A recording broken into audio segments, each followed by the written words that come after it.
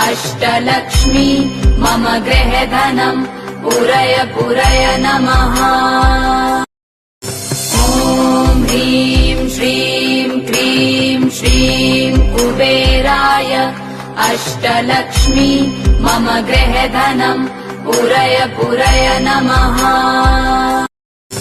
ॐ ह्रीं श्रीं क्रीं श्रीं कुबेराय अष्टलक्ष्मी मम गृहधनम् पुरय पुरय नमः। ॐ ह्रीं श्रीं क्रीं श्रीं कुबेराय अष्टलक्ष्मी मम गृहधनम् पुरय पुरय नमः।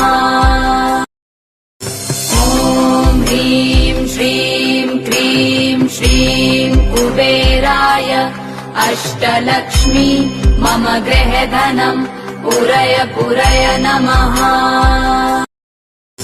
ॐ ह्रीं श्रीं क्रीं श्रीं कुबेराय अष्टलक्ष्मी मम गृहधनम् पुरय पुरय नमः।